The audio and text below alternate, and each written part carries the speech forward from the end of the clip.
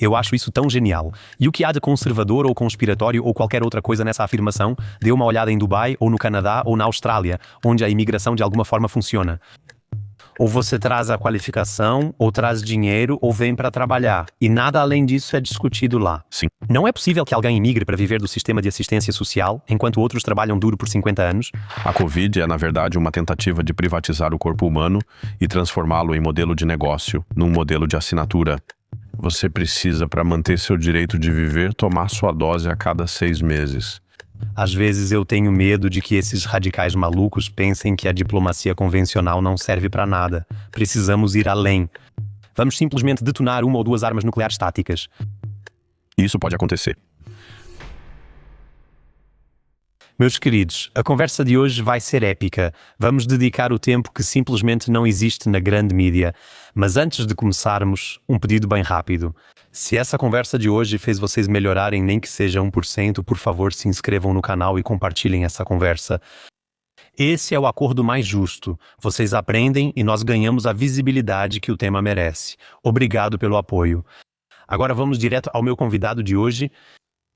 Professor Ott, nossa última conversa realmente foi muito bem recebida. E eu tenho que admitir, para minha vergonha, que antes eu meio que associei o senhor politicamente como um apoiador radical da AfD. Financeiramente já conheço o seu conteúdo há muitos, muitos anos.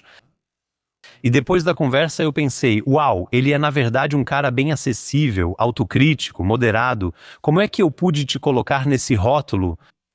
Por isso estou ainda mais feliz com essa conversa. Que bom que o senhor está aqui. Sim, Simo, também fico muito feliz que o senhor pôde vir hoje a Berlim. O que me chamou muita atenção depois da conversa foram os comentários. Max, cara legal, deveria ser presidente federal? É assim que vejo um presidente federal. Esse foi o motivo de o senhor entrar para a AfD na época? Porque, sinceramente, na CDU você teria que trabalhar duro por 50 anos para, no fim, ser indicado para esse cargo. Na verdade, eu não fui para a AfD. Eu estava na CDU na época, inclusive quando me candidatei. Isso, é claro, irritou profundamente a CDU e agora estou sem partido porque fui expulso da CDU. Agora preciso explicar um pouco mais. Para o cargo de presidente federal, você não é indicado por um partido, segundo a Constituição, mas sim a partir da Assembleia Federal. E a Assembleia Federal deve simular um pouco a democracia direta. Então, na Constituição está escrito que os candidatos da Assembleia Federal indicam, ou entre os candidatos, ou os participantes da Assembleia Federal indicam o candidato para o cargo de presidente federal. Mas é claro que quando você diz hardcore AfD, eu também tenho convicções muito fortes. E essas convicções fortes eu não encontro na CDU. Eu encontro essas convicções em partes da AfD, em parte também no BSW, mas nas chamadas velhas legendas não mais. Essas convicções são soberania, ou seja, a Alemanha precisa ser responsável pelo seu próprio destino. Isso anda junto com uma boa política em relação a todos os lados, um equilíbrio entre todos os lados, inclusive em direção à Rússia. A Alemanha deveria adotar uma política de equilíbrio. Eu tenho a convicção da economia social de mercado. Nós tivemos na Alemanha, por 150, 200 anos, um sistema que era extremamente eficiente e social. Então, eu sou a favor da economia social de mercado, não do libertarianismo. E o terceiro são os direitos civis, as liberdades pessoais. Então, esses 3 direitos, valores e posicionamentos, eu queria justamente promover um pouco mais através da minha candidatura e também através das minhas, posso dizer, declarações, que realmente se refletem muito na AfD, pelo menos em partes, em grandes partes da AfD. E, de fato, eu também apostei, é claro, em uma empresa em crescimento. Então, comecei a me encontrar com líderes da AfD no outono de 2016. Então, há cerca de 10 anos, passei 2 horas com Alexander Gauland no Parlamento Estadual em Manenburg. Foi uma conversa agradável. Naquela época, eu ainda estava presente em todos os meios de comunicação, na grande mídia, em todos os lugares. E tivemos uma conversa agradável, mas não levou a nada. Então, na primavera de 2017, pensei, preciso agir agora. Isso está me incomodando muito. Então eu disse, vou ligar agora para Frauke Petry. E naquela época, minha esposa me disse, deixa disso. Ela ainda fez um comentário bem desagradável sobre a Frauke Petry. Eu perguntei, por quê? É assim mesmo. E eu disse, então ela falou, liga para o Jörg Meuthen. E então, em agosto de 2017, eu me encontrei clandestinamente por 2 horas com o Jörg Meuthen à margem de um evento de campanha em Aalen, na Westfália. 2 horas. Ele era um cara autêntico, naquela época ele também era diferente. Ou talvez ele sempre tenha sido assim, mas antes disfarçava melhor. Naquela época isso ainda funcionava, depois ele mudou completamente. Conversei 2 horas com Meuthen, que disse algumas coisas que me convenceram muito. Ele afirmou, temos mais 2 legislaturas para mudar isso, depois acabou. E isso agora estaria mais ou menos chegando ao fim, isso é uma coisa. E a outra, eu perguntei a ele sobre a chamada ala. Porque para mim esse patriotismo social faz parte, um país precisa se respeitar. Claro, a crítica ao próprio país também faz parte disso, mas também é preciso desenvolver uma atitude positiva em relação ao próprio país. Perguntei a ele, Senhor Meuthen, o que acha de Björn Höcke? Na época, eu ainda não conhecia Höcke. E Meuthen me disse, ele é na verdade uma pessoa bem razoável quando você o conhece. E com isso ficou claro para mim que Meuthen era uma figura agregadora, o que obviamente deu totalmente errado depois. E então, sem nenhum acordo ou combinação, em agosto de 2017 eu tuitei, desta vez vou votar na AfD. Angela Merkel não é uma opção de voto para mim. Max Ott, membro da CDU desde 1991. Isso causou um alvoroço na mídia. E o Max Schiritz, do jornal Zeit, veio até mim e me entrevistou na minha biblioteca. Ele me conhecia, como eu disse, naquela época eu aparecia muito, estava sempre em todas as mídias tradicionais, e ele ficou se perguntando, o que o Max Ott está fazendo ali? E então, na verdade, ele não foi colocado de forma negativa, ele estava perplexo. Como o Max Ott, um dos gurus da bolsa mais conhecidos do país, pode votar na AfD, ele estava tentando se recompor e entender. E então saiu uma página inteira na edição impressa do Zeit, O Mundo de Max Ott, como pode ser que ele vote na AfD. Max Ott quer proteger a democracia. Então, só para resumir aqui, quando eles perceberam que eu estava falando sério, o tom ficou rapidamente mais hostil. Você acabou de mencionar as principais lideranças da AfD e também falou brevemente sobre Björn Höcke. Depois do podcast do Ben, ele provavelmente deve ser o superstar secreto dentro da AfD agora. Sim, digamos assim, a AfD é, sem revelar demais, obviamente o único partido que ainda é realmente um partido, no sentido de que existem diferentes alas e há debates. E claro que eu tenho algumas lideranças, mas isso funciona de forma parecida com o que era o antigo SPD. Lá tinha Herbert Wehner, Helmut Schmidt e Willy Brandt. Herbert Wehner como secretário e líder da bancada, Willy Brandt como chanceler federal, Helmut Schmidt como ministro, ou depois Willy Brandt como presidente do partido e Helmut Schmidt como chanceler federal. Esse trio liderou o SPD por muito tempo e, se agora na AfD é um trio ou não, o fato é que são várias pessoas que se complementam bem. Então, nessa pressão em que o partido está desde a sua fundação, sempre se falou sobre a guinada à direita da AfD. Então, a AfD defende a paz com a Rússia, defende uma apuração sobre a Covid, defende outras coisas também. Gás ainda é um tema quente, isso ainda está sendo discutido dentro do partido, mas sempre se falou sobre a guinada à direita. Sim? Vou encerrar por aqui primeiro. Principalmente após o podcast do Ben, que teve quase 7 milhões de visualizações. Ali, o Bernd Höcke pôde, pela primeira vez, em um grande meio de comunicação, simplesmente expor suas posições, sem ser constantemente interrompido. Tenho que ser bem sincero com você, eu não consigo entender essa histeria em torno da AfD. Isso é mais uma coisa típica dos alemães. Eu já votei na AfD, já votei nos Verdes, já votei no BSW, já votei em todos esses aí de alguma forma. Com a minha idade, já marquei bastante opção na urna. E essa miséria no país não foi causada pela AfD, certo? Foram décadas dos chamados partidos do sistema.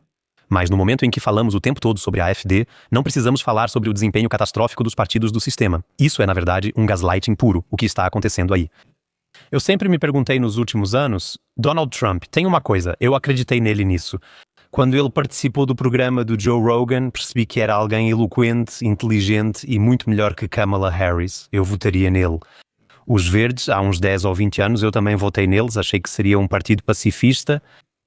No poder, fazem o oposto. Nunca fui fã de Friedrich Merz, mas pensei que talvez ele tivesse competência econômica e fizesse algo melhor que Olaf Scholz.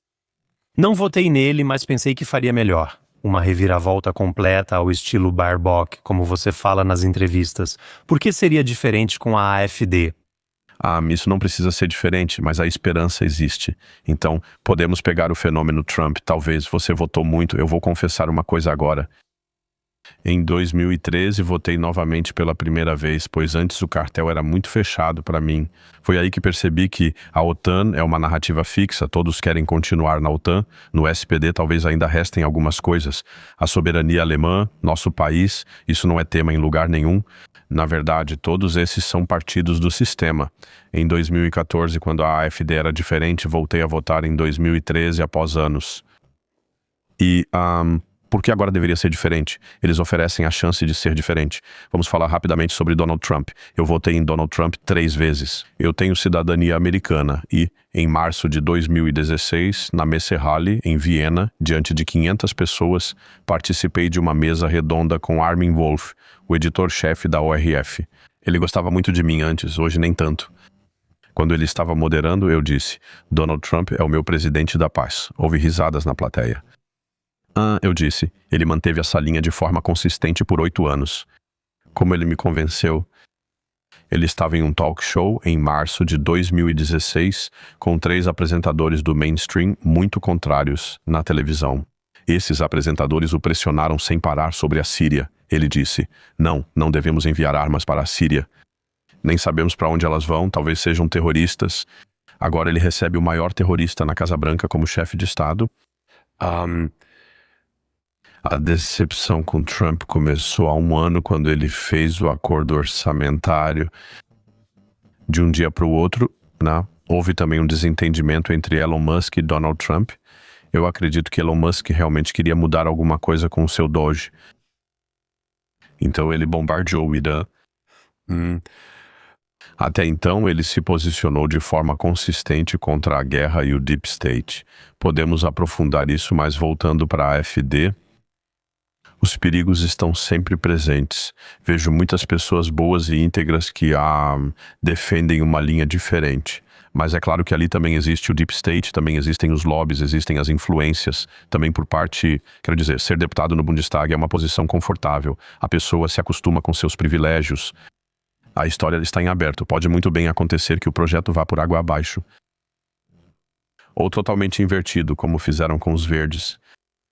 Minha esperança agora é um pouco essa, que a pressão, a resistência sobre esse partido há 12 anos é tão forte que as lideranças se consolidaram. A dupla Weidel-Coppola funciona bem, eles já se entendem sem nem precisar falar. Também com Roque e com outros, então minha esperança é que eles foram colocados na resistência, um pouco como aconteceu com o SPD no Império Alemão. Eles também não podiam chegar ao poder, eles tiveram que ficar décadas praticamente na oposição. Eles foram combatidos com leis contra socialistas, com isso e aquilo, e isso pode fortalecer um partido, mas é claro, também há muitos infiltrados na AfD. Eu estou bem satisfeito com o fato de que Rüdiger Lukassen, nosso presidente estadual da Renânia do Norte-Westfália, tenha renunciado ao Comitê de Defesa porque ele era um linha dura da OTAN, mas também um oficial superior. Até agora tudo vai bem, mas a história segue em aberto. Sim, sempre mantenho um pouco de esperança. Penso assim, Donald Trump. Talvez eu não compreenda esse xadrez 5D de que ele fala. Talvez eu não entenda tudo isso. Talvez no final das contas tudo faça sentido de alguma forma. Concordo sobre o AfD e acredito que no final tudo vai se resolver de algum jeito. Talvez esse seja o partido que priorize o Germany First, então certamente terá meu voto pelos próximos 50 anos. Por causa das experiências recentes, especialmente com os verdes, continuo decepcionado, pois achava que era um partido que representava a integridade, ao menos externamente. Na oposição, você pode dizer qualquer coisa. Corona, Ucrânia, Gaza, Irã, tudo é ruim de algum jeito. Mas então, como você falou do Estado profundo, mesmo no poder, não se tem voz. É preciso seguir as narrativas. Sim. Então, os verdes... Deixa eu te contar. Em 1982, acho que 1 ano após seu nascimento, eu estava no 2º ano do ensino médio e sempre fui politizada. Nasci em uma casa engajada politicamente. Já me interessava por política mundial na adolescência. uma vez disse em uma aula de política: vou para os verdes, lá ainda dá para fazer a diferença. Mas naquela época isso também era uma esperança alemã para mim, porque os verdes eram algo muito alemão, ou seja, a natureza, a proteção do meio ambiente. Isso é um tema muito alemão. Os americanos e ingleses nunca tiveram isso assim. O príncipe Charles tem sua Royal Conservation, eles fazem um pouco disso. Na Alemanha, precisávamos trabalhar de forma sustentável, diferente dos americanos. Ou seja, sustentabilidade é uma palavra alemã. Em 1792, em Freiberg, foi inventada pelo Oberberg-Hauptmann Hans Karl von Carlowitz para a floresta, para a silvicultura. Então, os verdes, sustentabilidade, neutralidade, autonomia alemã, todo mundo tinha medo disso, até mesmo no SPD. Não todos, mas caminho próprio, vamos sair da OTAN. Sempre achei isso interessante nos verdes naquela época. E, de fato, escrevi um capítulo da minha tese de doutorado sobre como os verdes mudaram de posição. Além dos verdes, há um capítulo sobre missões militares no exterior. Na Guerra da Bósnia e também antes, na Guerra da Iugoslávia, a Croácia e a Eslovênia foram reconhecidas por Genscher. Isso foi em 92 ou 93. E minha tese de doutorado trata justamente das mudanças nas doutrinas de política externa alemã. Eu escrevi isso em Princeton. E Joschka Fischer, que realmente era alguém que batia em policiais, provavelmente tem um passado criminoso. Ele teve um papel bem ruim nisso. Após ser ministro das Relações Exteriores, ele virou conselheiro em um fundo de hedge de Madeleine Albright, ex-ministra das Relações Exteriores dos Estados Unidos. Quero dizer, essas posições de conselheiro e também essas posições de chefia não dizem nada, assim como a posição de chefe do Friedrich Merz na BlackRock. Ele não tinha nada para decidir lá. Isso é decidido na sede. Ele era praticamente o facilitador, o cartão de visitas para a economia alemã e basicamente moderou a venda da economia alemã para a BlackRock. A BlackRock é o maior acionista individual de quase todas as empresas do DAX. E para você ver como o clima também mudou na mídia, em 2016, que faz exatamente 10 anos agora, eu ainda pude comentar 2 grandes documentários da SWR como testemunha principal. Professor Otte foi testemunha-chave sobre o poder da BlackRock. O documentarista Tilman Achtig fez isso na SWR e disse: Professor Otte, o senhor tem coragem. Mas o Tilman Achtig também teve coragem. Antes de mergulharmos em todos esses abismos políticos que o senhor já esboçou muito bem, me explique rapidamente. Como o senhor conseguiu passar de queridinho de todos, sendo convidado para todo lugar e escrevendo best-sellers para persona não grata, uma figura odiada pela mídia pública? Como se lida com isso mentalmente? Difícil, essas são 2 perguntas. Como eu consigo isso? E sobre o best-seller, vou dar 3 respostas. Então, neste momento, meu livro está sendo lançado, Salvem o Nosso Dinheiro em Espécie, que trata de ditadura digital, o euro digital, soberania pessoal e também como lidar pessoalmente com todas essas questões. E o livro, felizmente, já é praticamente um best-seller, tem tantas pré-vendas, estou super feliz, estou realmente muito feliz por conseguirmos isso, a menos que a Spiegel ainda invente alguma coisa para manipular isso, como fui excluído. Após o artigo da Zeit, ficou claro rapidamente que ele falava sério. E então, com as minhas posições, que na minha visão eram moderadas e burguesas, fui rapidamente ignorado. E quando me tornei presidente do conselho curador da Fundação Desidérios Erasmus, que é uma fundação próxima ao partido AfD, eu ainda estava na CDU na época, era apenas um think tank, também não atuava operacionalmente para o partido, era realmente acadêmico. Aí acabou. Como lidar com isso? Então, além dos desafios políticos, eu também tive muitos ou alguns desafios pessoais. Foi um processo. Isso começou, como eu disse, em 2017 com a exclusão. Em 2017, no início de 2017, foi a última vez que estive nos programas da Anne Will e do Marcus Lanz. Foi interessante politicamente. Organizei minhas festas de Ambach e isso trouxe resultados. Eu tinha meus clientes e fãs na área financeira e ainda os tenho. Meus clientes, meus casos, então foi uma soma de várias coisas. Eu tive um filho pequeno, isso também trouxe muita alegria. Deu certo, eu me envolvi politicamente. Então eu estava, claro, bem ocupado, de modo que, de certa forma, eu até conseguia esquecer que agora eu não dava mais 300 ou 250 entrevistas por ano para jornais, emissoras públicas e para a NTV. A propósito, a NTV foi a primeira a me cancelar. Eu tinha uma linha direta lá, também porque eles ficam em Colônia. E aí eu era chamado regularmente para comentar sobre diversos assuntos. Eles foram os primeiros. Aí o Raimund Brichter veio até mim e disse: Professor Otte, E ele não falou por mal. Ele foi ao meu escritório e disse: Professor Otte, o senhor sabe o que acontece se continuar. Não foi uma ameaça, eu acredito nele. Ele queria ele. Não faça isso e fique conosco. E ele falou com boa intenção, mas eu disse que precisava fazer isso. Como lido com isso? Por um tempo não foi fácil. Principalmente aí passou a ser um silêncio total sobre o assunto. E então, em 2019, mesmo não aparecendo mais na grande mídia, tive um best-seller com Wealth System Crash, que ficou 13 semanas na lista de mais vendidos da Spiegel, vendendo 80 mil cópias. O livro tem 640 páginas. Quero dizer, não é. Eu acho que é o meu melhor livro. Ele é legível, mas é realmente cheio de fatos. E então ainda estava acontecendo alguma coisa. E então foi se aproximando aquela candidatura à presidência da Alemanha. Aliás, isso não foi decidido até o último dia. Quer dizer, até uma segunda-feira. Todo esse processo demorou muito. Então, quero dizer, de 2016 até 2017, até 2022, o ponto mais baixo no que dizia respeito à difamação aberta pela mídia. Místico das conspirações, mitólogo das conspirações para Die Zeit. O pior nessas histórias de difamação geralmente é o jornal Die Welt. Principalmente quando isso vem do campo conservador, eles não toleram dissidentes. O jornal Die Welt também costumava contratar ex-editores da TASS. Eles são muito críticos e fazem as coisas do jeito deles. E por um tempo eu realmente não estava bem. Mesmo depois da candidatura à presidência federal, a resistência ficou ainda mais forte. O que me decepcionou foi que muitos veículos de mídia alternativa, nos quais eu ainda participava regularmente naquela época, simplesmente se afastaram completamente. Ralph Schuster, com quem eu aparecia com frequência antes, não fez nada. Alguns até de forma negativa. Então, que eu depois... o jornal Jung Freiheit quis fazer uma entrevista muito negativa. O jornal Jung Freiheit costumava me procurar antes. Sempre queria entrevistas. Precisei dosar para não acontecer com tanta frequência.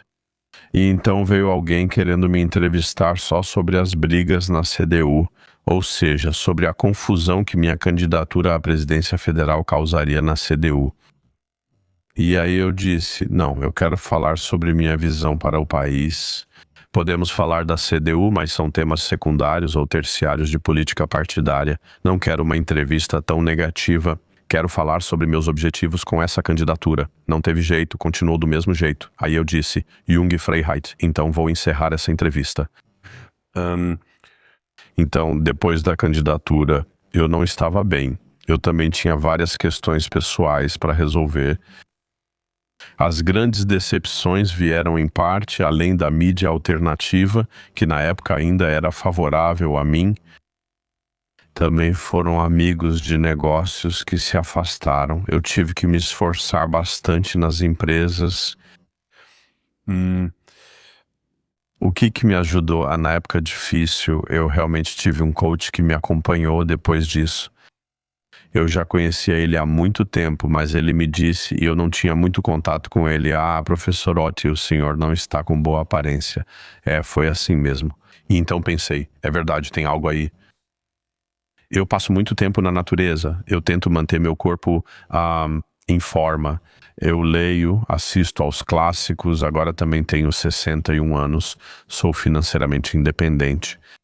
Então, cuidar de si mesmo é importante. Momentos de felicidade. É interessante ter um diário da felicidade. Eu não faço isso todos os dias, mas de vez em quando, à noite, escrevo 3 coisas. Em todos os dias sempre há coisas boas. E o mundo pode estar tão destruído quanto quiser. A gente vê isso também quando vai para o terceiro mundo. Como algumas pessoas são felizes mesmo não tendo nada. Então a felicidade vem de dentro e a gente tem que trabalhar nisso. É o que eu faço. O senhor acabou de mencionar tantos pontos importantes. Esses rituais de atenção plena e gratidão são realmente, uma das coisas mais importantes que a gente pode integrar no dia a dia sem muito esforço. No começo de abril, eu não estava nada bem mentalmente. Fui para a Espanha, fiquei com minha mãe, com minha irmã, tirei meus sapatos e caminhei por horas na praia. Somos seres biológicos que precisam de aterramento e contato. A natureza é a nossa maior mestra, ou então pequenos rituais de atenção plena que a gente simplesmente incorpora. Senão você fica correndo feito galinha assustada e perde toda a ancoragem espiritual. Você acaba achando que a realidade se resume a 9 por 15 centímetros. Assim você só pode enlouquecer nesse mundo tão rápido e distópico. Eu nunca pensei, porque mesmo quando adolescente eu já pensava de forma muito política e até geopolítica, eu nunca imaginei que os acontecimentos iriam se acelerar tanto, a ponto de até para mim ficar rápido demais. Ucrânia, Gaza, China, Trump apronta de novo. Tem também Venezuela, Groenlândia. É realmente uma loucura, mas estamos, claro, em uma fase que acontece a cada 80 anos, em que o mundo se reorganiza fundamentalmente. E até os sistemas de crenças mudam, alianças mudam, grandes guerras podem ocorrer, mas não necessariamente. Então, pela própria estrutura do sistema mundial, e foi sobre isso que escrevi em Colapso do Sistema Mundial na época, é um período em que acontece muita coisa, em que muitas pessoas buscam verdades simples. Sim, as verdades simples são naturalmente muito procuradas em tempos assim. Para pessoas simples, isso é aquilo ao que elas se agarram, a realidade é ignorada. Mas quando você lida com essa realidade, como eu realmente quero fazer, é preciso encontrar um equilíbrio, se desligar de vez em quando, cuidar de si mesmo e se manter com os pés no chão, como você disse. É assim mesmo. Você falou sobre a visão para o país. Acho muito engraçada a frase do Björn Höcke. Cama, pão e sabão para futuros refugiados, para justamente promover a remigração. Pelo menos esse dá para entender muito rápido. Sim, e é justamente esse duplo padrão. Aí isso é considerado desumano e cruel. Claro que temos migração para os sistemas de assistência social. Pessoas de outros países europeus vêm para cá porque aqui recebem ótimos subsídios. A Dinamarca provou que, mesmo sendo um estado de bem-estar social, é possível e necessário lidar com isso de outro modo. A não ser que você queira destruir de vez o seu sistema social, destruir de vez o seu próprio país. Por isso posso concordar totalmente. Eu sou até a favor de uma obrigação de trabalhar. Isso também é visto hoje pela jurisprudência como algo desumano. Mas quando eu chego, quero dizer, posso escolher entre várias coisas, mas por que não? Quero dizer, trabalho, obrigação de formação, de alguma forma se integrar, poderia ser feito assim também. O sistema atual torna difícil para os migrantes trabalharem. Eu mesmo tive um ucraniano há alguns anos que estava no país. E então, mas não como refugiado, ele já estava aqui, e nós conseguimos para ele legalmente uma autorização de trabalho e de residência. Isso levou 1 ano ou 1 ano e meio. E ele teve que, apesar de ter qualificação como pintor, fazer 1 ano de estágio em uma empresa de pintura na Alemanha. Ele precisou apresentar isso ao Departamento de Trabalho ou Imigração para obter autorização de trabalho. Então, quem pode se dar ao luxo? Como imigrante. Refugiado já é outro status. Quem consegue uma vaga de aprendizagem em 1 ano, nós conseguimos porque tínhamos contatos.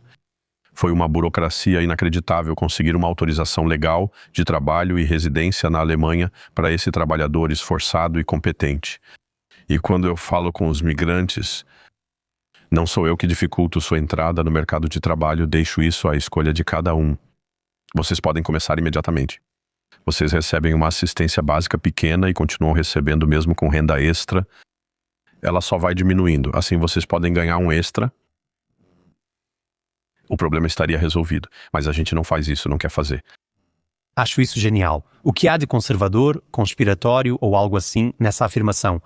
Veja Dubai, Canadá ou Austrália, onde a imigração funciona de alguma forma. Ou você traz a qualificação, ou traz dinheiro, ou vem para trabalhar. E nada além disso é discutido lá. Sim. Não é possível que alguém imigre só para entrar no sistema de assistência social. enquanto outro trabalha duro por 50 anos e não usa o sistema de assistência social nem uma única vez. Como meu pai, que veio para cá nos anos 70, às vezes tinha até 3 empregos para conseguir sustentar seus 7 filhos. E isso é consenso em quase todos os lugares onde realmente funciona bem, que você precisa trazer essas 3 condições. E se você, por exemplo, em Dubai, se você não tem qualificação, então há empregos de caráter assistencial. Esses trabalhos te buscam de manhã e levam ao parque, semelhantes aos empregos de €1 aqui. Acho ótimo. Sim. E eu também conversei com o Sacharzinho sobre isso. Ele também disse: Simo, existem pesquisas e estudos dos Estados Unidos claramente. Se você realmente der responsabilidade aos estrangeiros, não só assistência social e muito tempo livre, você também tira um pouco da dignidade deles. Sim, se você os coloca no mercado de trabalho e eles precisam agir, muitas vezes se saem muito melhor que os locais. E eu acho que simplesmente sustentar sem uma contrapartida, a menos que haja algum problema de saúde, isso, na minha opinião, são incentivos totalmente errados. Sim, são também condições do fim do Império Romano. Numa democracia decadente é assim que se cria clientela. Você cria uma mentalidade de direito e cria pessoas que, no final das contas, você pode direcionar através do dinheiro do Estado. Curiosamente, na Alemanha estamos reduzindo as aposentadorias enquanto a Ucrânia aumentou em mais de 10% graças ao apoio externo. Como você disse, seu pai veio, teve seus empregos. Eu conheço tantos que vieram para a Alemanha, ou seja, migrantes, se você quiser chamar assim, também migrantes de trabalho, que com a política atual ficam de cabeça quente. Eles dizem, esse já não é mais o nosso Alemanha. E meu pai, aliás, pode-se dizer, também foi um migrante de trabalho. Ele era um refugiado do leste. Nascido no final de 28, teve que servir por um curto período na Wehrmacht, mas felizmente não viu combate. Ele também poderia ter ido para uma Napola ou para uma escola de formação de professores, mas lá teria que repetir slogans nazistas. Então ele disse, eu vou para a Wehrmacht. Isso foi no final de 44. Nós viemos de uma família cristã, protestante. Sim, quando ele foi dispensado após breve tempo como prisioneiro de guerra no Ocidente, ninguém comentou, olá, aqui está o seu auxílio. E então ele plantou encostas inteiras de montanhas no Sauerland, que não fica tão longe do seu local de nascimento, com abetos, isso era a praia dele, e depois ele subiu na vida pelo segundo caminho educacional. Mas quero dizer, esse impulso dessa imigração interna dos territórios do leste também teve na República Federal, que vieram pessoas que vieram do nada, que tiveram que construir algo do zero. Isso também trouxe um impulso econômico incrível. Nos últimos meses, a AfD fez um movimento que achei incrível e até me diverti internamente. Agora a AfD realmente chegou, estão na oposição e só precisam tocar na ferida das pessoas. Que eles agora começaram a se posicionar contra o Irã, ou seja, contra a guerra no Irã, começaram de alguma forma a ser pró-Gaza. Você acha que é realmente assim? Então a AfD está tentando se apresentar aqui como um partido da paz, para no final das contas conquistar esses votos do BSW para si? Ou seja, os migrantes que você acabou de mencionar são 10 milhões neste país. No fim, sentem essa ferida no Irã ou em Gaza só para tentar ganhar mais alguns pontos percentuais de votos. Não, isso seria simplista. Podemos falar do BSW também. Trabalhei muito com Sarah Wagenknecht, fizemos vários eventos juntos. Conheço ela desde 2009, participei do Congresso Bancário do D-Link em 2009. Uma tragédia o que aconteceu com o BSW, mas para mim foram todos erros próprios, tudo feito internamente. Apesar da manipulação eleitoral que certamente existe, falaremos sobre isso depois. Não, o AfD não está tentando tirar votos. Quero dizer, se você pensar... No início de 2022, Tino Coppola se pronunciou muito rapidamente a favor de negociações imediatas com a Rússia. Foi difamado como alguém que entende o Putin. Acho que isso está muito enraizado no Tino Coppola.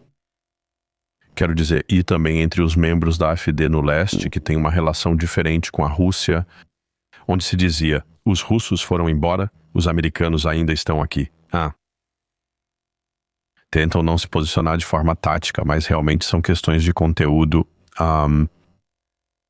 confrontos também dentro da AfD, porque claro, também existem, e isso me decepciona um pouco, especialmente entre os cristãos da AfD. Eu também sou cristão. Existe um partido, ou grandes partes dele, que fecham completamente os olhos para Gaza. Esses são debates de conteúdo. No momento, Tino Coppola e Alice Weidel estão firmes. Mas mesmo aí, é claro, através de infiltrados, de sussurros, de lobbies, sempre há tentativas de reverter isso. assim como através da mídia, que a mídia então volta a gritar entendedores de Putin, ou as entendedores do Irã. Ontem à noite, eu mesmo não tenho televisão, mas ontem eu estava em um hotel e vi um monitor. Passou uma reportagem muito crítica sobre Gaza. Às vezes isso acontece sim, mas no geral, quando eu vejo, é muito pouco crítico, ou seja, nós fechamos os olhos, pelo menos na política oficial, diante dessas coisas horríveis que estão acontecendo. Também no sul do Líbano, também no Monte do Templo. E só aqui na Alemanha, vale ressaltar, se olharmos ao redor, o que é que está acontecendo na Europa com a Espanha, com a Eslovénia, com tantos países que abordam esse tema de forma clara, acho que nós na Alemanha realmente ocupamos uma posição especial.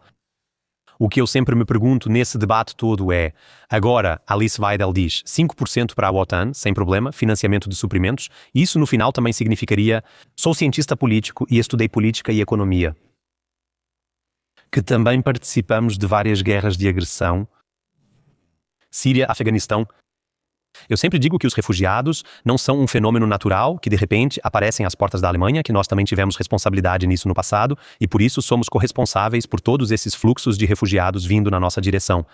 Agora, por exemplo, no Irã, eu acho que quando esse conflito no Irã começou, os pedidos de asilo, se não me engano, dispararam em muitos países europeus.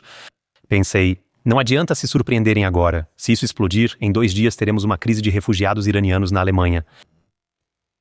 Há cerca de 10 anos foi lançado um livro de Kelly Greenhill, uma professora da Universidade Cornell. O livro foi publicado pela Princeton University Press. Migração em massa como arma.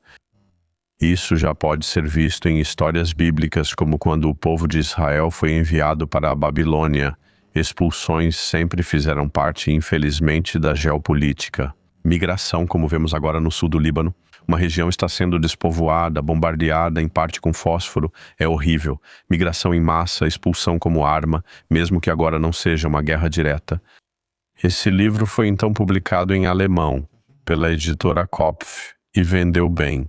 Depois de 2 edições, a editora americana retirou a licença. Na Alemanha, o assunto deveria ser minimizado, mesmo sendo comercialmente absurdo. O objetivo era justamente reduzir o tema. Essa migração em massa é usada de forma deliberada como uma ferramenta geoestratégica e geopolítica. Vou contar mais uma anedota. Conheço alguém, um empresário musical, que depois disso também se tornou membro do AfD. Você não imaginaria isso dele, pois tem um visual bem musical e alternativo. Ele estava sentado na estação central na Hungria quando os refugiados chegaram lá. Ele foi com um dos primeiros trens de refugiados até Viena e depois até a floresta da Baviera, onde eles foram desembarcados e então seguiram viagem. Isso durou 2 dias. E ele disse que esses trens de refugiados foram dirigidos por senhoras de ONGs americanas com aplicativos em árabe. Isso foi planejado, com certeza foi planejado.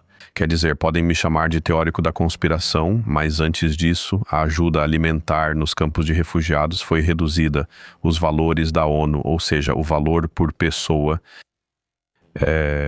E tem um ótimo livro sobre isso, de um Colin McMahon, que está totalmente do lado de Israel quando se trata de Gaza e tudo mais. Mas ele pesquisou muito bem sobre George Soros e seu papel nefasto nas revoluções coloridas e também nas questões dos refugiados. Querem desestabilizar através desses fluxos de refugiados e uma Europa instável e dividida se eu olhar de forma cínica, geopolítica e geoestratégica do interesse dos Estados Unidos. Isso é mais fácil de controlar, pode ser usado contra a Rússia, pode ser colocado uns contra os outros. Sim. Sim, como no Oriente Médio, lá também virou um caos, todos contra todos. Friedrich Merz diz o que considero uma idiotização da nação, que não participamos da guerra, porém por trás, Wiesbaden, Hamstein e equipamentos de precisão são enviados ao Oriente Médio. Eu sempre penso assim, nós realmente temos um dos chanceleres mais moralmente corruptos da história do pós-guerra. Sim, se a Merkel era muito melhor, ela era diferente. Ela era, claro, diferente, ela era mais esperta. Mas eu também me surpreendo com o Mers, como ele consegue em tão pouco tempo dizer exatamente o contrário do que faz, e como ele também fala essas coisas abertamente. Quero dizer, ele também se enrola, em parte as pessoas percebem isso, ele é o chanceler federal mais impopular de todos os tempos. Então ele exagerou nas mentiras e nas declarações bombásticas, nas frases de efeito, nunca vimos isso antes de um chanceler federal. E eu o conheço há muito tempo, eu tinha expectativas muito baixas quando ele foi eleito, e ele ficou muito aquém delas. E você acredita que esse é o motivo pelo qual Angela Merkel o manteve em segundo plano por tantos anos? Porque ela sabia exatamente que ele era uma maçã podre? Ela não apenas o manteve em segundo plano, eu diria que ela o derrubou, ela certamente não tinha muita consideração por ele. E no início dos anos 2000 ele falava muito e se mostrava bastante. E como homem de negócios, ele nunca esteve em uma posição de responsabilidade, no sentido de ter que liderar ou construir algo. Sempre foi lobista, sempre serviu aos poderosos e trabalhou para eles e ficou rico com isso. Então Angela Merkel não o manteve pequeno, mas sim o derrubou e praticamente o empurrou para outro caminho, para uma outra direção. Então ele passou a ganhar dinheiro na BlackRock. Eu realmente acho que isso mexeu com ele, que o impulso de se autopromover o levou a pensar, agora eu preciso assumir esse cargo de novo. Mas dá para ver que ele, claro, se envolve em tantas contradições e fala tantas coisas que logo se desmascaram e se tornam absurdas, que ele realmente tem esses índices de aprovação que tem. E então ele chegou a dizer: nenhum chanceler antes dele foi tão maltratado, nunca teve que suportar isso. E ainda tem essas lamúrias. Acho que foi a Titanic que fez uma montagem com Adolf Hitler dizendo: odiado no mundo todo, pensamentos suicidas, nenhum chanceler teve que aguentar tanto assim. A Titanic pode fazer isso, claro. Quando você diz que ele ficou rico, estamos falando de 5, 15 ou 30 milhões? Como devemos imaginar isso? Porque o salário sozinho é relativamente baixo para um chanceler federal. Sim, tudo bem. Na BlackRock ele não foi chanceler federal. Nesse período enriqueceu e ocupou vários cargos em conselhos de administração. Nunca me aprofundei muito nesse tema. Mas eu estimo o patrimônio dele em uns 20, 30, 40 milhões. É isso que eu diria. Quero dizer, ele foi lobista por muito tempo e trabalhou em grandes empresas, ganhou muito dinheiro. Então, com certeza, ele acumulou bastante. A filha dele, acho que tem uma mansão no sul que vale uns 4 ou 5 milhões. Não quero falar nada errado. Jens Spahn também já insistiu bastante em suas críticas, inclusive com processos. Por isso, acho que li isso em algum lugar, mas teria que verificar de novo. Eu já fiz uma entrevista com Marcus Krall. Ou melhor, já fiz várias entrevistas com Marcus Krall, porque eu realmente aprecio o poder das palavras dele. Ele afirmou que a BlackRock são gafanhotos sem um modelo de negócios real.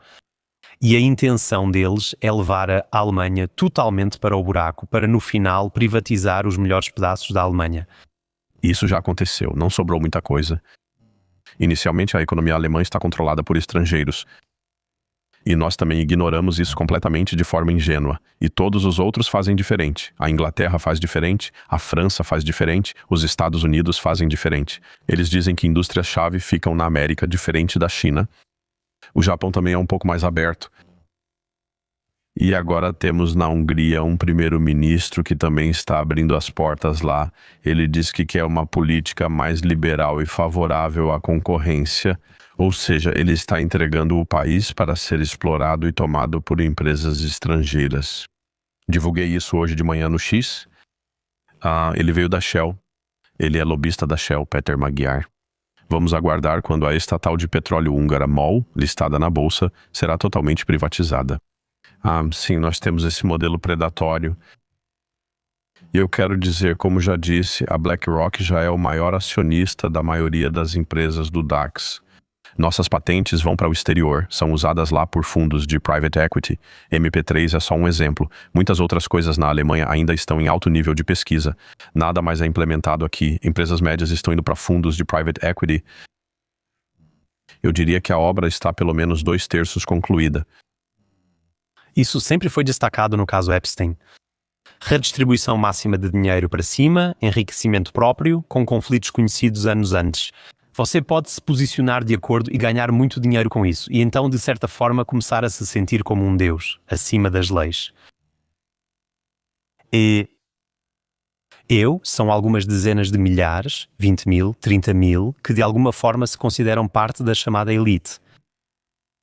Esse também é o motivo pelo qual eles têm um certo medo da grande massa e, por isso, impulsionam todas as suas agendas digitais. Porque se milhões de pessoas forem para as ruas, eu sempre me perguntei, na época do corona, só para dar um exemplo, todos os protocolos do RKI foram tarjados. Porque milhões de pessoas não foram para as ruas aqui.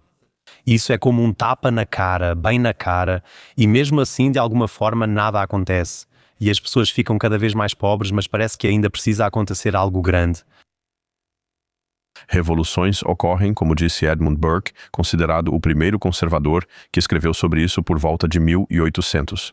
Segundo esse pensador britânico, as pessoas buscam mudanças quando começam a melhorar de vida, pois quando estão pior, estão ocupadas demais. Nós, é claro, somos mantidos em nossa bolha pelo complexo midiático, somos entretidos. Neil Postman já escreveu isso há muitas décadas, nós nos divertimos até a morte. Isso não melhorou com as bolhas de filtro e com o mundo digital. Por isso também, pessoalmente, tranquilidade, saúde, o detox digital faz parte disso, como você disse, a natureza. Então, por um lado, as pessoas estão pior, mas não tão mal, a ponto de realmente passarem fome, pelo menos na Alemanha ainda não.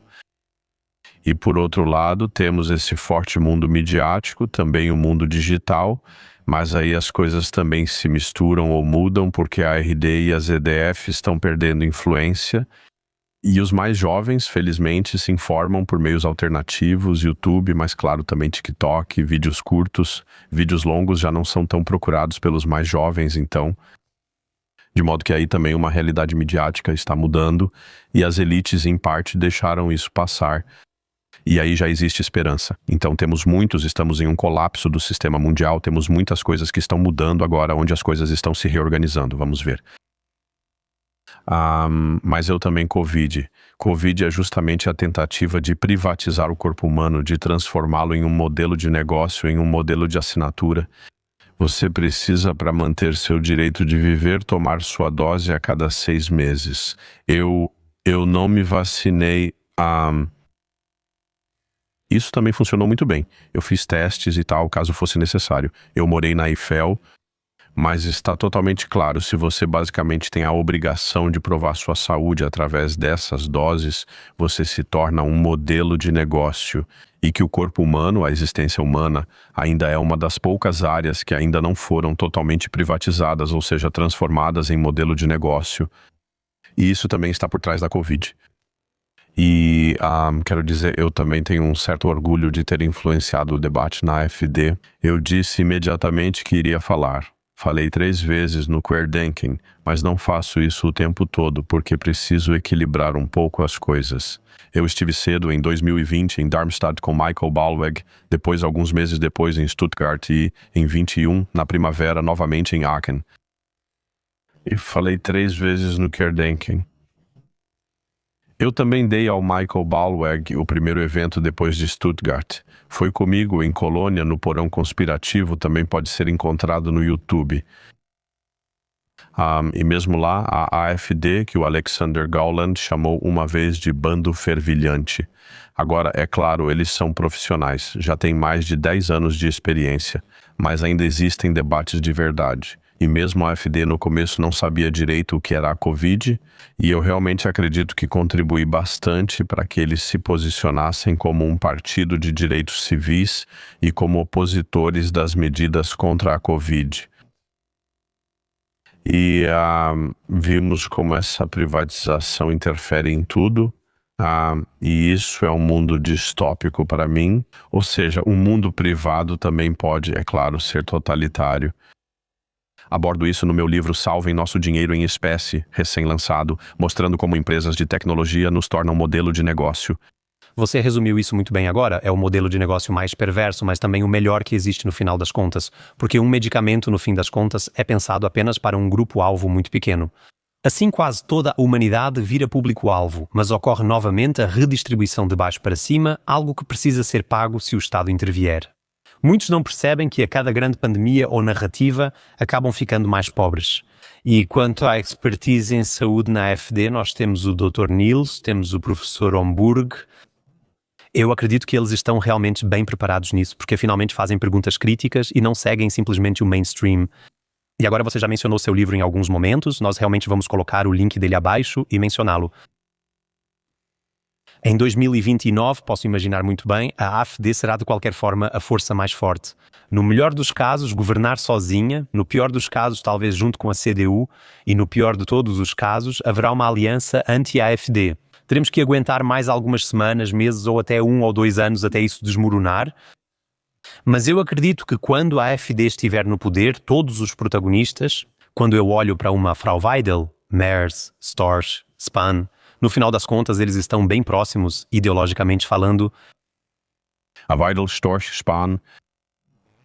Weidel, Storch, Spahn. Exatamente. Eu acho que a AfD ou a CDU vão acabar juntas. Eles vão ter meios no poder que governos anteriores não tiveram. Eles vão ter um Palantir, eles vão ter esses instrumentos digitais de controle, e aí todos vão dizer sim, ela é tão autoritária e ela interfere muito mais do que todos esses partidos liberais. Partidos liberais que de alguma forma existiam antes agora. Mas se você olhar, por exemplo, nesses governos estaduais, na maioria das vezes a AfD também estava envolvida, apoiou isso, que toda essa agenda digital está sendo impulsionada. Então eu sempre penso como alguém crítico que a AfD é uma peça bem pequena nessa engrenagem. Essa agenda digital está sendo impulsionada globalmente. E você simplesmente tem que aceitar isso se quiser de alguma forma participar do sistema político. Os interessados na digitalização são evidentes: estados, provedores de pagamento eletrônico, fornecedores de comércio eletrônico como Amazon, que cresceram na Covid, e bancos. Ou seja, grupos de interesse muito poderosos desejam isso. Sempre falamos que a China é autoritária e que não queremos isso, mas no fundo todo mundo olha nessa direção e pensa: ah, isso até que é bem interessante, porque aí a gente também teria isso. E a gente vê isso também nos Estados Unidos, que as empresas digitais, durante o primeiro mandato do Trump, por isso me perdoem, mas eu apoiei o Trump por muito tempo e votei nele. E aí apareceu um Trump bem diferente, pelo menos publicamente. No primeiro mandato, só Peter Thiel apoiou o Trump. E os outros, a Amazon, Apple, Meta, Alphabet, todos estavam do lado do candidato ou da candidata democrata na época.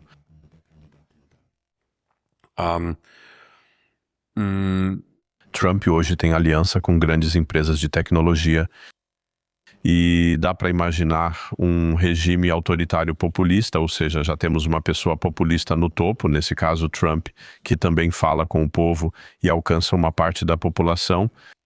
E por trás disso, porém, você praticamente desativa a administração, ou seja, também o Estado de Direito é bastante enfraquecido. Quero dizer, o Estado administrativo também é lei, se for feito corretamente. Eu não sou libertário, também não sou liberal, não, eu sou conservador. Sou prussiano nesse sentido. E basicamente você desativa a administração, você tem o acesso direto. Então o que acontecia antigamente nas corporações, a gerência média foi eliminado, tudo são sistemas integrados, temos muita gente na base que só executa, faz, lá em cima poucos decidem. Essa reestruturação já aconteceu em muitas corporações. Claro, grandes empresas ainda têm níveis intermediários, mas bem menos do que antes. Isso também está sendo feito com países inteiros e sociedades, ou seja, esse perigo digital é enorme. E eu sei que em Stuttgart apoiaram a agenda digital. O tema dos direitos civis é incrivelmente importante e a coalizão daqueles que querem empurrar essas coisas digitais a todo custo é muito forte. Então, você tocou em um assunto sobre o qual eu também não sei se vamos conseguir resolver, mas a consciência disso é importante. Talvez mais uma coisa é o tema do totalitarismo tecnológico, bem no topo para democratas e também para social-democratas. E eu escrevi um artigo na Fase em 2014. Frank Schirmacher, o editor daquela época, havia iniciado uma série de discussões sobre totalitarismo tecnológico. Matthias Döpfner, outros escreveram, americanos, Shoshana Zuboff, a professora. Então, era um grupo interessante de pessoas que escreveram. Em 2015, também saiu um livrinho chamado Totalitarismo Tecnológico pela UTB, onde eu também escrevi um artigo. Naquela época, o tema era muito discutido. Eu também fiz o discurso comemorativo dos 50 anos da proteção de dados do estado da Renânia-Palatinado em 2014. O encarregado de proteção de dados estava lá, ele me convidou, era um homem do SPD, e como eu disse, os democratas e os social-democratas impulsionaram isso. Dizem que essas empresas de tecnologia têm poder demais. Hoje, ninguém fala mais sobre isso. Hoje ninguém fala mais sobre isso porque elas ficaram ainda mais poderosas. Ninguém tem coragem de realmente tocar nesse assunto. Precisamos tornar esses algoritmos públicos. Na minha opinião, e até mesmo Elon Musk disse isso há alguns anos, deveríamos ter uma moratória no desenvolvimento de IA. Precisamos de uma agência reguladora que controle e autorize isso.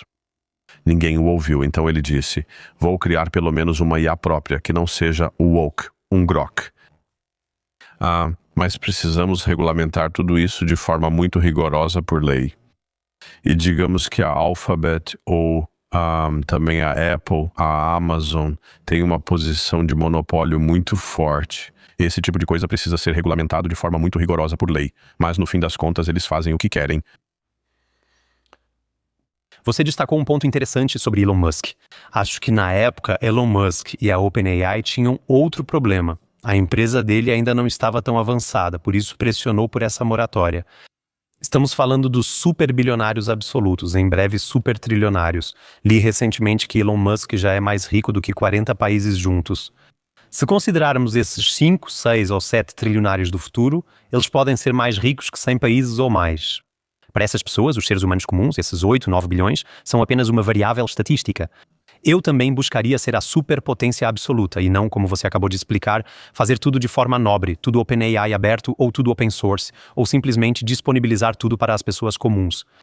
Mas eu realmente pensei no ano passado que isso vai ser uma loucura nos próximos anos. A menos que você tenha a possibilidade de colocar seu dinheiro de alguma forma fora da UE, ou investir em ativos reais, ou diversificar de alguma maneira. Agora, muitos nos assistem e dizem, estou preso nesse sistema, não consigo sair rápido nem levar meu dinheiro para Dubai, Singapura ou outro lugar. Nos dê 3 recomendações bem concretas de ações que podem ser implementadas no dia a dia, caso alguém seja empregado ou funcionário público, para que pelo menos possa desfrutar um pouco de liberdade no cotidiano. Sim, não é fácil. É bom ter um pouco de dinheiro em espécie para casos de crise. Para muitos, recomendo 3 meses de despesas, mas reconheço que pode ser irrealista. Então, pelo menos, tenha uma reserva de emergência disponível. Preciso interromper. Quanto dinheiro em espécie o senhor tem? Atualmente tenho 200, 300 euros comigo. Costumo sacar uma quantia maior a cada 2 semanas e vou gastando aos poucos. Então logo vou voltar para casa. A carteira está quase vazia. Isso significa que o senhor não paga com o celular e coisas assim? Nunca com o celular. Com cartões, às vezes sim. Às vezes não há outra opção. Então um pouco de dinheiro em espécie. Eu diria também para quem tem uma renda normal, um pouco de metais preciosos. Mas o ouro ficou muito caro agora. Isso não é mais especulação. Quer dizer, se você olhar com atenção, olhar para a inflação, então o ouro agora não está extremamente caro, embora, claro, visualmente esteja em sua máxima histórica. Mas o ouro de 1980, naquela época chegamos a 950, 900 dólares. Hoje, se calcularmos a inflação corretamente, isso seria 10 mil, mas aquilo foi um exagero na época. Com 5 mil hoje já não é mais barato, então não um pouco de ouro, mas isso também não dá para fazer de uma vez só. Então, antes de mais nada, isso já estava nos meus primeiros livros, mesmo sendo um simples empregado ou algo assim, eu precisava guardar um pouco de dinheiro. Isso quase sempre é possível, quase, não para todos, mas em quase toda a situação de vida. Preciso fazer o dinheiro trabalhar para mim. E não o contrário. E mesmo que sejam apenas quantias bem pequenas, tem que ser assim também. Não tem outro jeito, eu preciso gastar menos do que eu ganho. Também vi muitos com ótimos salários que quase não economizam. Isso é, em parte, questão de mentalidade. Antes, na Alemanha, não precisávamos disso. Eu também não sou a favor. Antigamente, a enfermeira não precisava se preocupar com a aposentadoria dela. Ela já tinha isso garantido. Ela podia ser enfermeira. O policial podia ser policial. Infelizmente, isso acabou por causa dessa neoliberalização. Agora cada um tem que cuidar disso por conta própria. Eu não sou nem um pouco a favor desse sistema. Eu acho que, na verdade, deveria haver uma previdência decente dentro desse contexto. Então você tem que cuidar disso. Você tem que guardar um pouco de dinheiro de lado, reserva de emergência em metais preciosos e em dinheiro vivo. E então você começa a investir com ações. Criptomoedas, nem tanto. Criptomoedas são assim. No momento, quando algo está tão hypado, eu prefiro não entrar. Pode até fazer, mas por favor, não coloque tudo nisso. Eu prefiro ações. Isso é mais chato e mais sólido. Você precisa investir. Meu primeiro livro sobre o tema, publicado há 25 anos, se chamava Investir em vez de poupar, mas na verdade deveria ser investir em vez de caderneta de poupança. Então, eu preciso de ativos reais. O tema da diversificação, claro, é muito importante. Então, quem puder, eu acho que já deveria ter uma conta bancária fora da União Europeia. Claro, de forma legal, não tem outro jeito. Mas Liechtenstein, Suíça e também Dubai, poucos conhecem para não ter tudo na Alemanha, porque sempre pode acontecer o problema do debanking, de ter sua conta bloqueada. Já vimos isso acontecer com muitas pessoas conhecidas que acabam totalmente excluídas do sistema bancário e da participação geral. Ou Jacques Bode, o coronel suíço, que está completamente bloqueado. É inacreditável o que acontece nesse sistema. Então é assim que você precisa começar a se tornar independente. Mas bens reais, claro, ou seja, valores de investimento, exigem conhecimento técnico. Isso é algo com o qual você precisa lidar por mais tempo. Eu tenho... Só um exemplo, se você tivesse comprado cada novo iPhone, isso teria dado cerca de $22 mil. Foi em 2008, 2009 que os primeiros saíram, $22 mil. Se em vez desse iPhone você tivesse comprado ações da Apple a cada vez, agora seriam uns $340 mil. Isso faz a diferença entre consumir e investir. Agora, nem todas as ações tiveram o mesmo desempenho que a Apple, isso é totalmente claro. Mas essa é a grande diferença. Eu preciso começar a fazer o dinheiro trabalhar para mim, mesmo que seja só com valores de 100 em 100. Meu filho mais novo, de 10 anos, já é um acionista entusiasmado. E aprende muito, e ele também se diverte com isso. Acho incrível, aos 18 anos ganhei 3 mil euros do meu padrasto. Ele pediu que eu investisse o dinheiro. Transformei os 3 mil rapidamente e na época do Neuer Markt alcancei quase 1 milhão. Eu não entendia ciclos e achava que tudo continuaria igual. Investi em EMTV, VCL, depois Psychosystems e assim segui. No fim, tudo desabou novamente. Foi, claro, uma boa experiência de aprendizado. E depois meu padrasto veio falar comigo de novo e disse: Simo, comece. Eu nunca tive problema de ganhar dinheiro. Meu problema sempre foi gastar demais. Sim, exatamente. Eu sei como é. Porque aí você começa a tomar a decisão financeira mais chata da sua vida. Pare de correr atrás das coisas por medo. Comece a investir em algum ETF desses. Separe 250 euros por mês. Isso é possível. E comece a investir em alguma coisa. Foi aí que comecei a investir em Bitcoin. 250 euros. Todo mês. Naquele momento isso foi totalmente certo, ótimo. Sim, e comecei. No momento em que você começa a investir em alguma coisa, você começa sim a lidar com as informações de forma diferente. Sim, você seleciona de outra maneira. Você pesquisa as informações de outra forma. 250. Depois, em certo momento, eu tinha 20 mil. Não é muito, não dá para falar em liberdade financeira. Mas então o mercado caiu 64%. E eu pensei, espera, tinha aquela frase do Costolani ou dos Rothschilds de investir quando há sangue nas ruas. Ainda tinha uma quantia maior guardada de lado. E aí eu pensei, ok, agora você entra. Agora você compra uma parte maior de Bitcoin. Comprei meus primeiros 3 Bitcoins e também Solana. Foi a primeira vez que alcancei certa liberdade financeira, simplesmente por investir regularmente. E não fiquei procurando aquela moeda que ia explodir de repente. E também não fui atrás da maior capitalização de mercado tão rápido assim. Acho que isso também me deu mais liberdade financeira hoje. Essa é uma história incrível. Você apostou em um ativo promissor e focou em uma só coisa. Como disse, é importante acompanhar e se envolver. De certa forma também é meio entediante. Mas então você mesmo, como disse, também tem uma certa noção dos ciclos. Você diz, agora caiu, agora posso reinvestir. É assim que tem que ser. Vamos falar sobre o tema mais quente do momento? Há cerca de um ano entrevistei sua colega Beatriz von Storch, a quem admiro pela postura.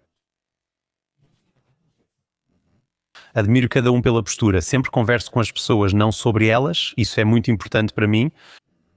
Ao final, estamos no processo mais democrático. Se disserem, ei, o negão, esse é demais para mim ou esse é demais para mim, quem decide é o espectador. É assim mesmo. E eu acho que se censurar ou querer contextualizar tudo, isso é a pior coisa que existe. No final das contas, o espectador também tem que ser inteligente o suficiente para entender isso por si mesmo. E para mim, no entanto... Mas Melanie Aman pensa diferente. Ainda não vi a entrevista com Ben, só alguns trechos. Ela provavelmente, sim, acha que precisa classificar isso. E defendeu isso se revelou por completo, mas tudo bem. Mas para Ben, ótimo. Isso também vai viralizar, claro, se muitas pessoas comentarem embaixo. Acredito que com a entrevista do Ben Hucker, ele deve ter ganhado facilmente centenas de milhares de euros com as visualizações, principalmente se o tempo de exibição for alto. Acho que muita gente nem percebe isso. Acham que o cancelam de forma histérica, mas ele só cresce e vira um gigante. Ele vai ganhar centenas de milhares de seguidores e provavelmente sim vai se tornar multimilionário em pouco tempo. Podemos ficar felizes por ele. Absolutamente. Acho que a autenticidade é magnética, né? Se você defende algo, isso é magnético. As pessoas também querem ter isso. E aí você tem que ser um pouco resiliente, manter sua opinião. No final, isso sempre é recompensado. A primeira entrevista que eu fiz foi com Danielle Ganser. Isso foi há 1 ano e meio. Antes disso, eu era soldado do sistema. Trabalhei durante anos em uma seguradora, na Münchner Rück. Depois, por anos, fui professor concursado. Em certo momento pensei, isso não combina muito comigo, mas nunca tive coragem de mostrar meu rosto na câmera. Esse sempre foi o meu obstáculo.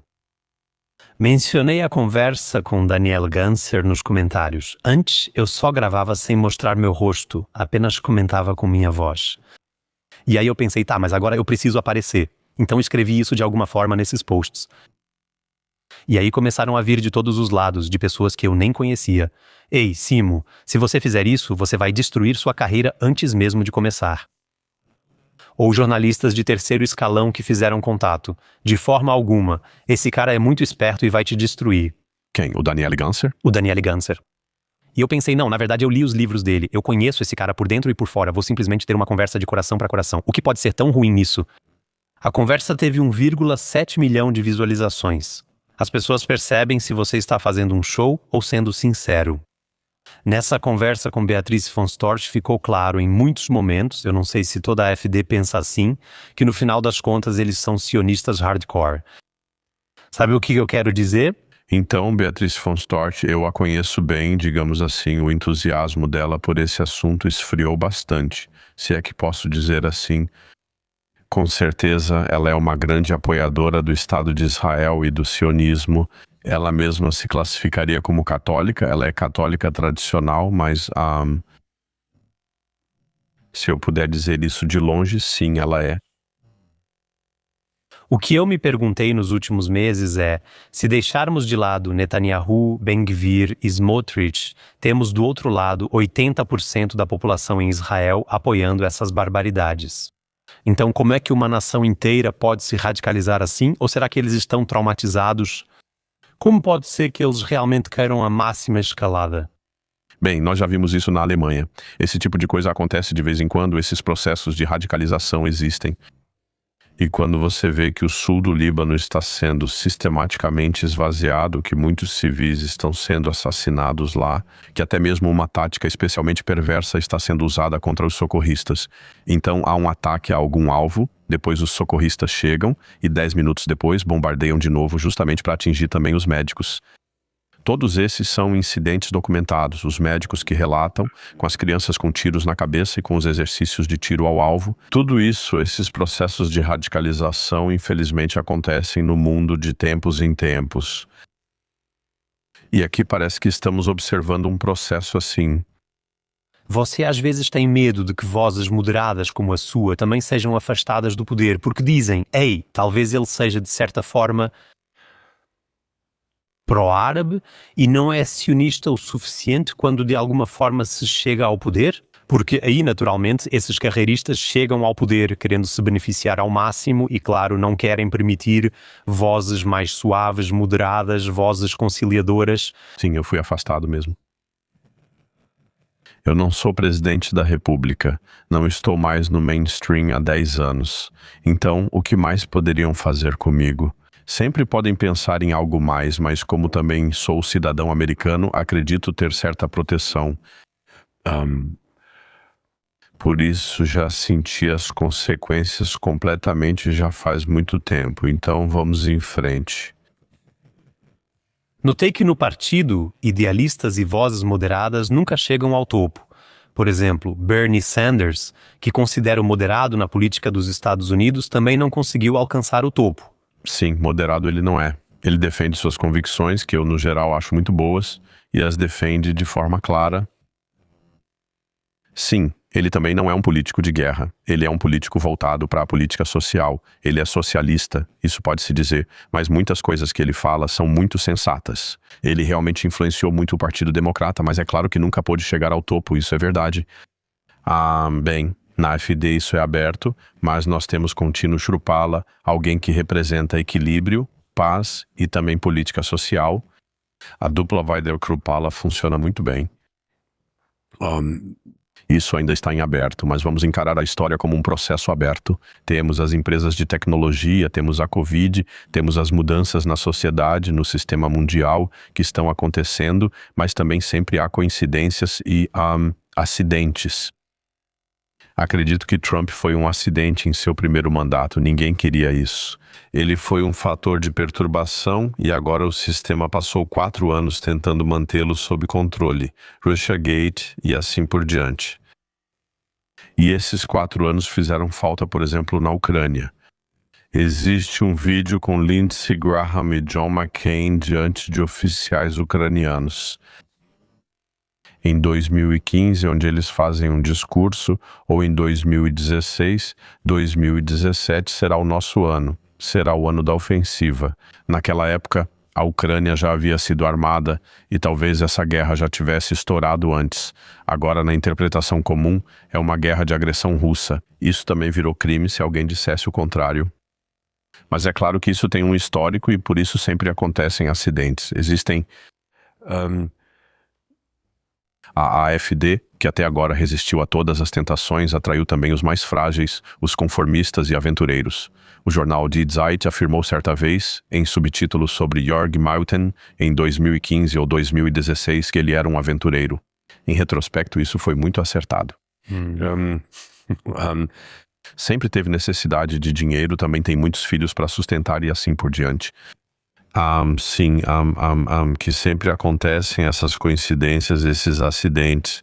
Agora, a novidade é que no Irã temos histórias críveis de que o serviço secreto israelense queria colocar Ahmadinejad como presidente depois de assassinar a liderança.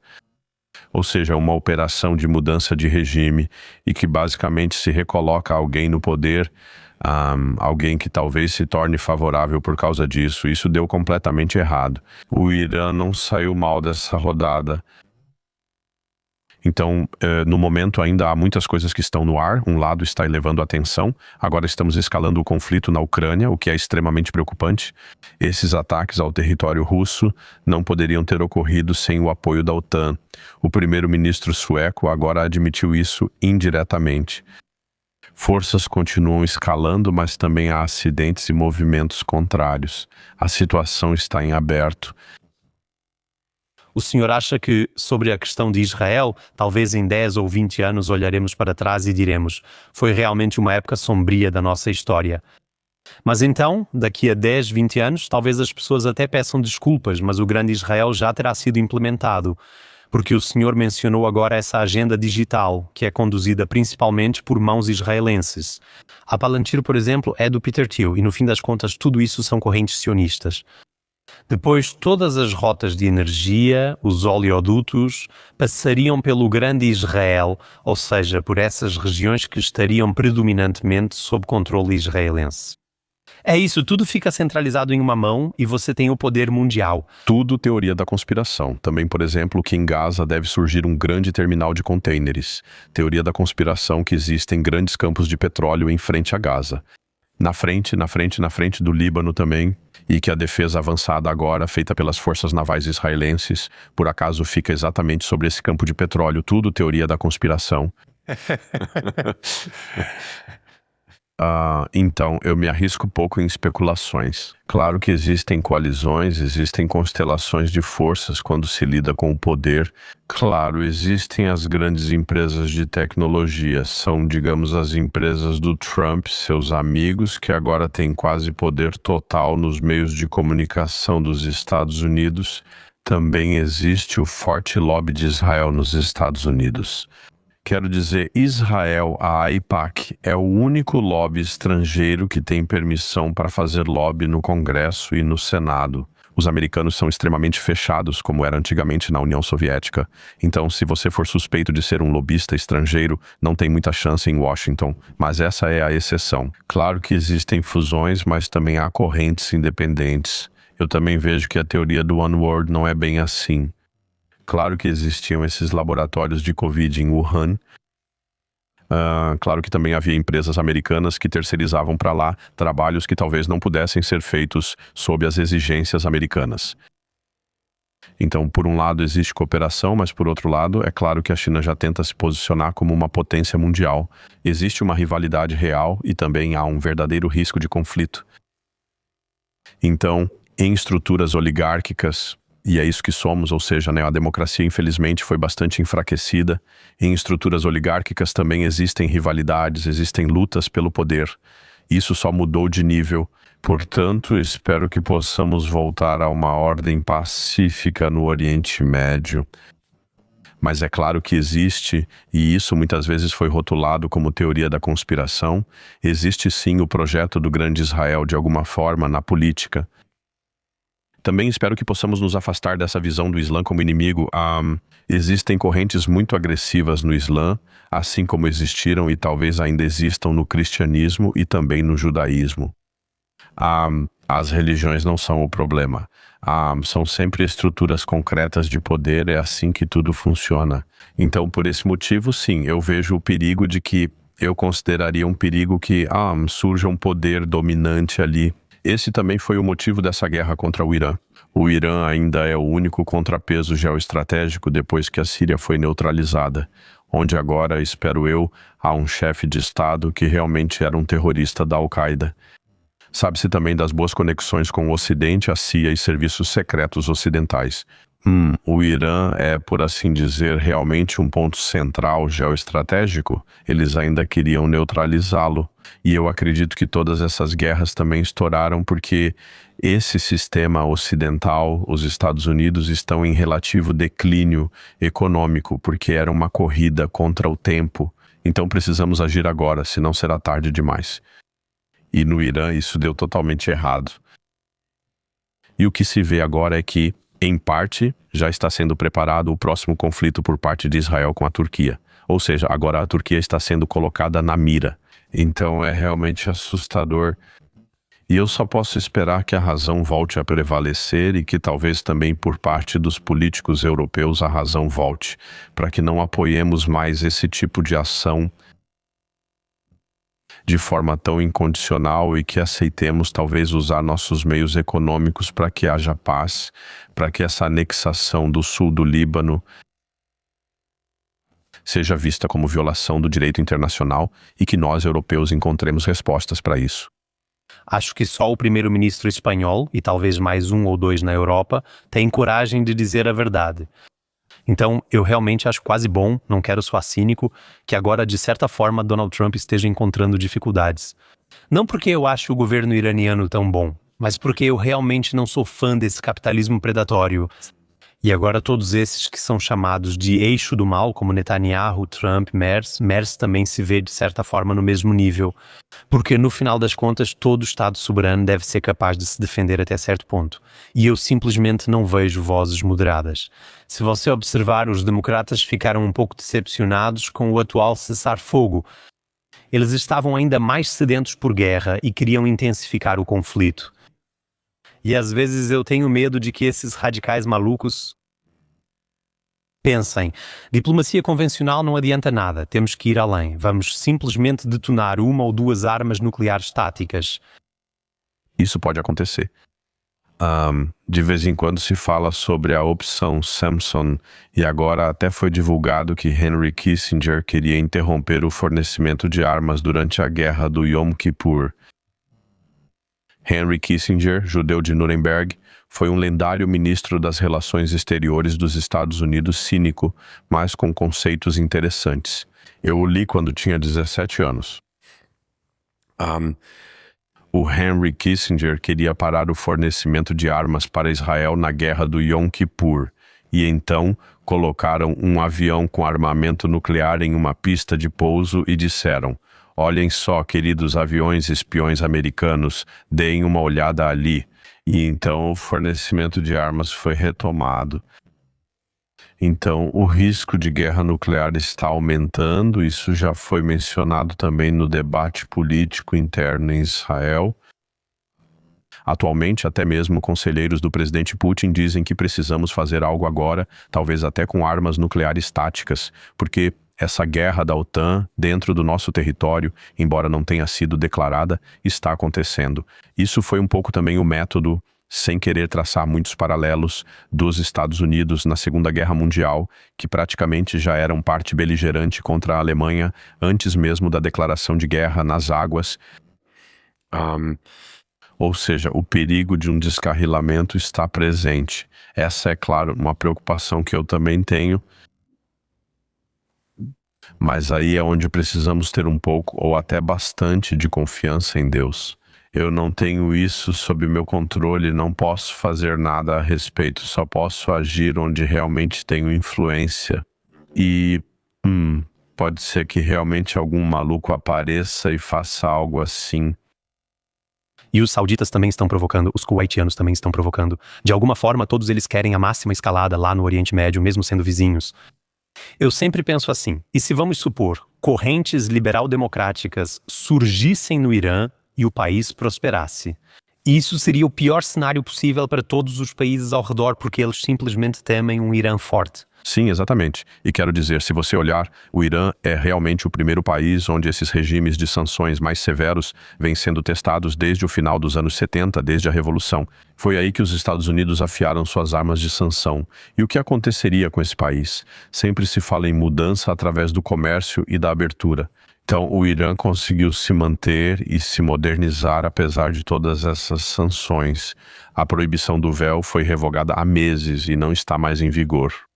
Se você olhar pelas ruas, eu mesmo não estive lá, mas a gente vê imagens. É um país moderno. Em muitos aspectos é mais moderno do que a Arábia Saudita. Existem direitos para minorias religiosas. Há alguns deputados cristãos e 1 ou 2 judeus no parlamento, o que a Arábia Saudita não possui. Israel não tem direitos para outras minorias religiosas. Então, agora imagine se todas essas sanções não existissem. O Irã seria, é claro, um país super rico. Explique brevemente sobre o mundo multipolar, tema que o senhor aborda com frequência. Mencionamos antes a grande Israel, em 10 a 20 anos depois possivelmente uma grande América, depois talvez uma grande Rússia e em seguida talvez uma grande China. Atualmente o mundo está sendo dividido. Sim, é a disputa final pelo mundo.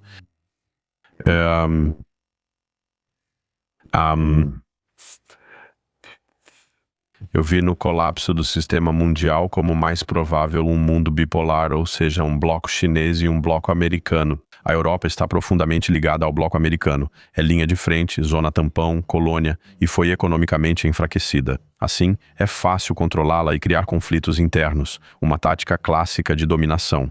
Então, um bloco americano, hemisfério ocidental, mais Europa, mais alguns aliados, um bloco chinês, mais alguns subcentros, que também em algum lugar, a Rússia, claro, como um país soberano, mas não uma superpotência, talvez a Turquia, talvez Israel, talvez o Irã.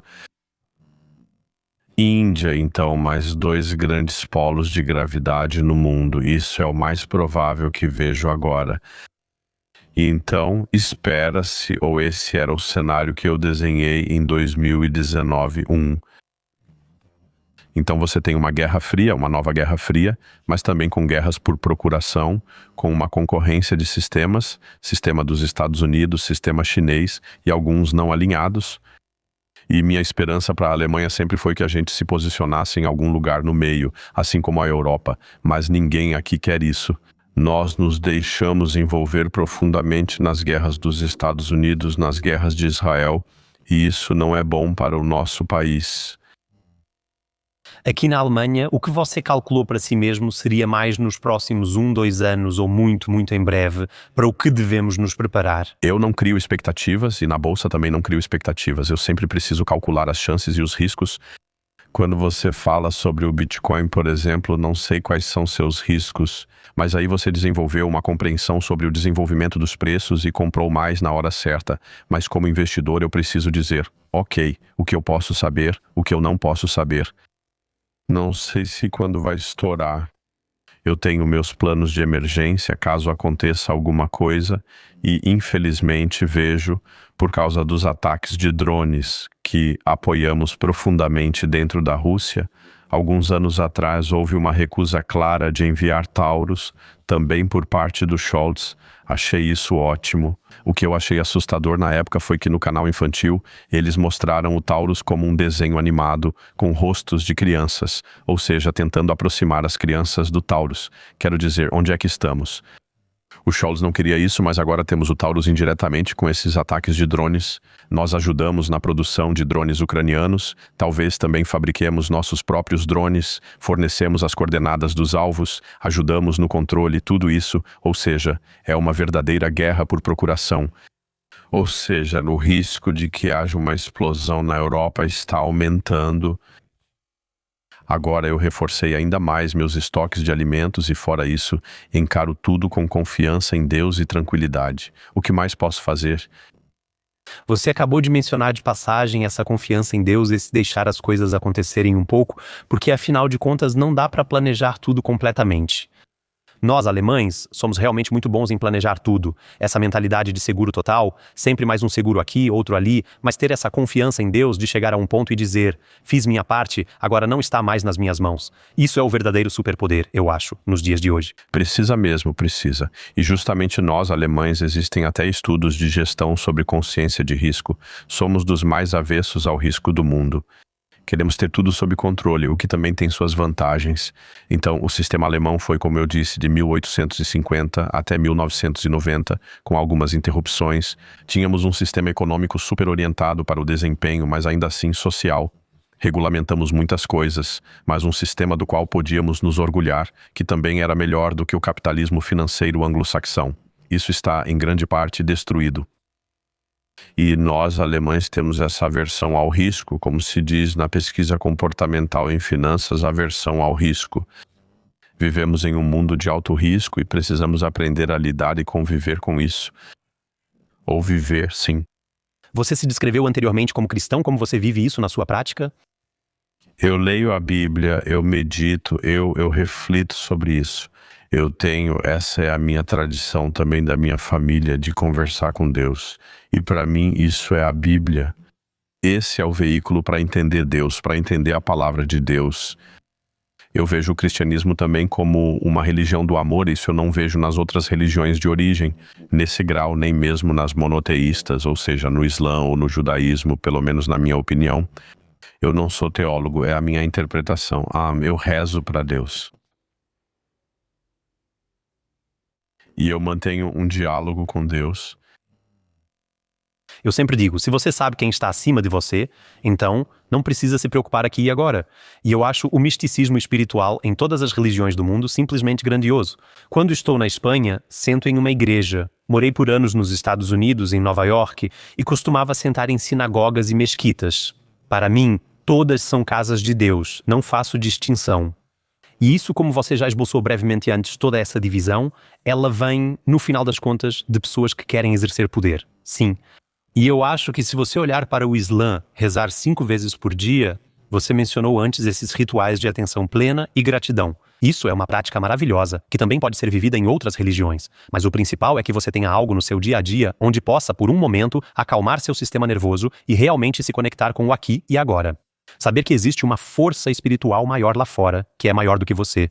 Porque, caso contrário, você acaba andando por aí, como posso dizer, meio esquizofrênico pelo mundo, achando que tudo gira ao seu redor. Você não é nada importante. Daqui a alguns anos, você nem estará mais aqui. É assim que é. E é isso. E saber disso, sabe? Eu fiquei 7 anos com uma católica e a gente nunca discutiu sobre religião nem uma única vez. Porque a gente tinha os mesmos valores, tínhamos a mesma maturidade emocional e nós, de certa forma, seguimos juntos com a mesma bússola na mesma direção.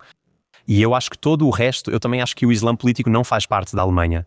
Qualquer um que queira impor alguma coisa que te diga isso é bom, isso não é bom, isso já vem de uma certa carência. Se eu estou firme na minha fé, não preciso converter ninguém, eu simplesmente sou assim. Essa é a melhor forma de transmitir alguma coisa, e já que estamos nesse ponto, o senhor tem 3 filhos. O que seus filhos lhe ensinaram sobre a vida que nenhum livro de negócios conseguiu ensinar?